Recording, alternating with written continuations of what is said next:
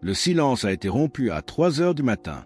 Tandis que le monde dormait, une vision a percé le voile entre le ciel et la terre. Miriana, la voyante de Medjugorje, a reçu un message qui ne peut plus être caché, une révélation qui parle de jugement, de séparation et d'un choix que chacun doit faire. L'archange Michel lui-même lui est apparu, non comme une figure lointaine des Écritures, mais comme une réalité vivante, l'épée levée et les ailes déployées. Ces paroles résonnent à travers l'éternité. Le temps de la miséricorde touche à sa fin et la grande tribulation est à nos portes. Cette apparition s'inscrit dans la prophétie du livre de Daniel 12h01. En ce temps-là se lèvera Michel, le grand chef, et ce sera une époque de détresse telle qu'il n'y en a point eu de semblable. Ce que vous allez entendre est le premier signe de cette tribulation, l'avertissement que le ciel a envoyé par le prince des armées célestes. À 3 heures du matin, l'heure où le Christ a expiré sur la croix, Miriana a été réveillée par un appel qui a retenti dans son âme. Dans le silence sacré, une lumière a jailli, et de cette splendeur a émergé une figure d'une telle majesté que les mots peinent à la décrire.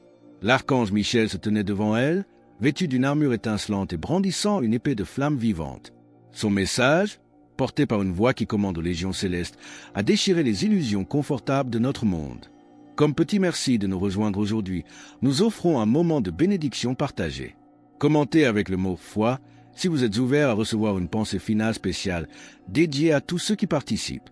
Et s'il vous plaît, appuyez sur « j'aime » si vous appréciez ces moments.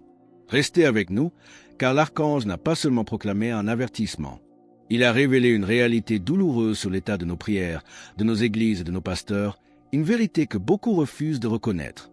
La voix de l'archange portait l'autorité de celui qui se tient devant le trône de Dieu. Quel diagnostic a-t-il posé sur l'état spirituel de notre monde? Quelles paroles précises a-t-il utilisées pour décrire la faiblesse de nos prières et la faillite de ceux qui devaient être des guides?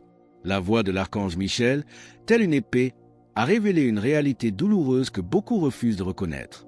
Nos prières, a-t-il déclaré, s'élèvent trop souvent vers le ciel sans la foi authentique qui les soutient.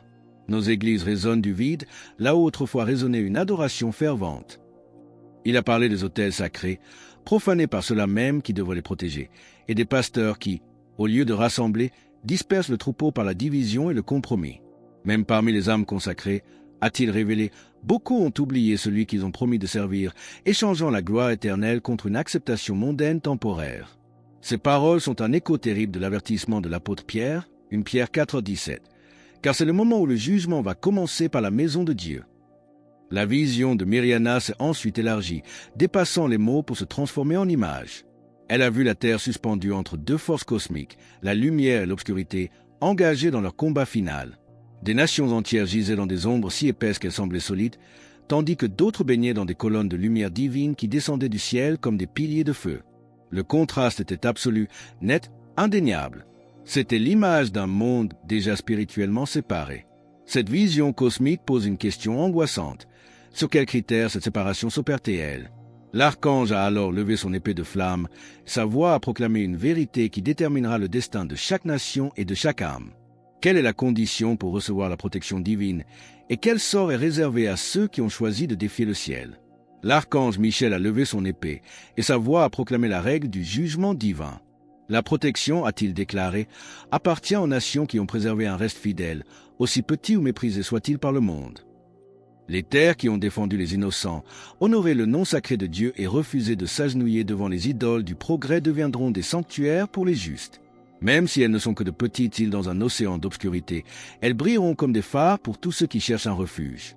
Cette promesse de protection pour un petit reste est une constante dans l'histoire du salut. Le prophète Isaïe, 10h21, l'a annoncé. Le reste reviendra, le reste de Jacob, au Dieu puissant. La vision de Miriana confirme que cette promesse est toujours active et qu'elle déterminera le sort des nations. Mais l'épée qui protège est aussi celle qui juge. La proclamation de l'archange avait un poids qui faisait trembler l'air. Les nations qui ont blasphémé le divin au nom du progrès, qui ont piétiné le sang de l'agneau pour adorer à l'autel de l'orgueil humain, sentiront la pleine force de la justice céleste. Le coup tombera avec une précision chirurgicale, séparant le bon grain de l'ivraie d'une manière qu'aucune puissance terrestre ne pourra empêcher ou retarder. La vision de Miriana s'est alors intensifiée, lui montrant non plus des principes, mais des événements concrets qui remodèleront notre monde. Que s'est-il passé lorsque l'épée de l'archange s'est abaissée? Quelle scène de purification et de chaos a-t-elle été forcée de contempler? La vision de Miriana s'est intensifiée, lui montrant le déroulement d'événements qui vont remodeler notre monde. Des villes ont disparu en un clin d'œil, comme si elles n'avaient jamais existé. Les océans se sont agités avec une fureur surnaturelle, leurs vagues atteignant des hauteurs qui défiaient les lois de la nature. Le feu est tombé du ciel, non pas comme une destruction aveugle, mais comme un jugement purificateur. C'est l'image même de la prophétie du livre de l'Apocalypse 8h7, et il y eut de la grêle et du feu mêlé de sang qui furent jetés sur la terre. Mais le plus inquiétant de tout, Miriana a vu la confusion spirituelle prendre une forme physique, se manifestant comme un brouillard noir qui s'infiltrait dans les espaces les plus sacrés. Cette obscurité ne respectait ni les murs ni les traditions. Elle pénétrait partout où la vérité avait été compromise, où la sainteté avait été échangée contre la popularité. Les temples qui auraient dû être des sources de lumière sont devenus des foyers d'ombre, propageant la tromperie au lieu de la révélation. Si ce message sur la nécessité de rester ferme dans la vérité face à l'obscurité grandissante résonne en vous et que vous affirmez votre foi en la protection divine, partagez Amen dans les commentaires ci-dessous. Cette vision dépeint un monde où les repères s'effondrent, où même les lieux que l'on croyait se deviennent des sources de danger spirituel. C'est le point culminant de l'apostasie, où le sacré et le profane se confondent dans une pénombre mortelle. Face à une telle vision de destruction et de confusion, l'espérance semble anéantie. Est-ce là le sort final de l'humanité, une obscurité totale? Pourtant, même au cœur de cette vision apocalyptique, Miriana a vu de petites lumières qui refusaient de s'éteindre. Que représentaient ces flammes d'espérance, et quel était le secret de leur invincibilité? Au cœur même de cette vision de tribulation imminente, l'espérance a brillé comme une flamme inextinguible. Miriana a vu de petites lumières scintiller dans le paysage de l'obscurité, chacune représentant une maison où les familles se rassemblaient encore en prière, où la foi brûlait avec éclat malgré les ténèbres environnantes. Ces foyers n'étaient pas de simples bâtiments, mais des sanctuaires vivants, des églises domestiques. L'apôtre Paul, dans sa lettre à Philémon, 1h2, salue déjà l'Église qui est dans ta maison. La vision de l'archange confirme cette vérité fondamentale. Dans les temps de grande épreuve, lorsque les institutions publiques vacillent, le véritable bastion de la foi est la famille qui prie. Chaque chapelet récité ensemble, chaque bénédiction partagée, chaque acte de foi vécu au sein du foyer devient un phare dans la nuit. Et au-dessus de chacun de ces phares de prière, Miriana a vu les ailes puissantes de l'archange Michel se déployer comme un bouclier impénétrable, protégeant ceux qui avaient choisi de rester fidèles. C'est la promesse d'une protection non pas générale et lointaine, mais personnelle et directe pour chaque famille qui choisit de faire de sa maison une forteresse de prière. La prière familiale est donc le bouclier impénétrable dans la grande tribulation. C'est là que se trouve le refuge. Mais ce combat spirituel, autrefois invisible, est en train de déborder dans notre monde physique. L'archange a révélé à Miriana le premier signe concret de la tribulation, un signe en 3 parties qui, selon lui, se déroule déjà sous nos yeux. Quels sont ces 3 événements qui prouvent que le temps de la prophétie est maintenant? Les signes que l'archange Michel a révélés à Miriana ne sont pas des prophéties lointaines, mais des événements qui, selon lui, se déroulent déjà sous nos yeux. Le premier signe de la tribulation est triple. Premièrement, le ciel qui change de couleur avec des aurores qui apparaissent là où on ne les avait jamais vues. Deuxièmement, l'Église qui connaît une division visible, avec des factions qui s'opposent, chacune revendiquant la vérité tout en servant des maîtres différents. Et troisièmement, la terre elle-même qui tremble, non seulement au sens géologique, mais dans ses fondements spirituels qui semblaient autrefois inébranlables. Jésus nous a avertis de reconnaître les signes des temps. En Matthieu 16h3, il réprimande ceux qui savent interpréter l'aspect du ciel, mais pas les signes des temps. Le message de l'archange est un appel urgent à ouvrir les yeux de notre âme. Mais ce message, plus qu'un simple avertissement, révèle une vérité qui transforme tout. La protection dans la tribulation imminente ne viendra ni de la force humaine, ni des alliances politiques, ni de la sagesse terrestre. Elle ne viendra que de l'amitié avec le prince des armées célestes lui-même. Ceux qui refusent cette amitié, qui ignorent ces avertissements, se retrouveront nus face à la tempête qui approche.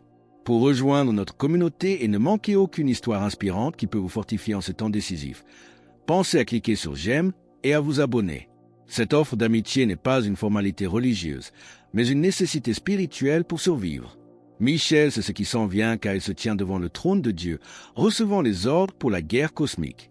L'archange a montré à Miriana une vision de l'humanité déjà divisée.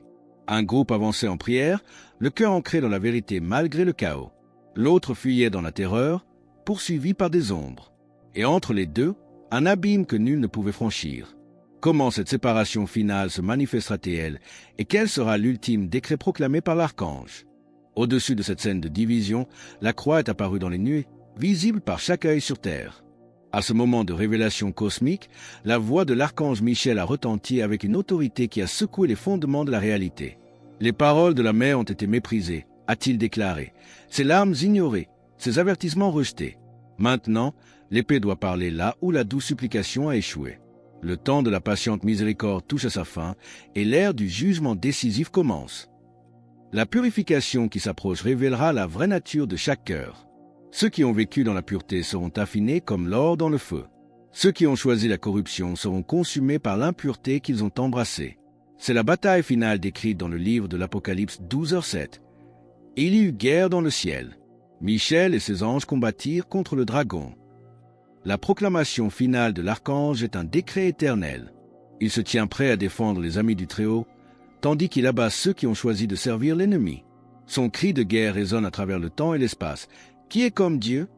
Ce n'est pas une question, mais une déclaration de guerre contre tout ce qui s'oppose à la vérité divine. Le message a été livré, l'avertissement donné. La question demeure pour chaque âme. Chercherez-vous l'amitié que Michel offre, ou resterez-vous seul lorsque la tribulation commencera? Alors que nous concluons sur cet appel à choisir son camp dans la bataille finale, nous vous invitons à déclarer votre foi. Commentez, Jésus est roi ci-dessous pour affirmer cette vérité avec nous. Et votre parcours ne doit pas s'arrêter ici. Cliquez sur la vidéo qui apparaît maintenant sur votre écran pour un autre message puissant que nous avons préparé pour vous.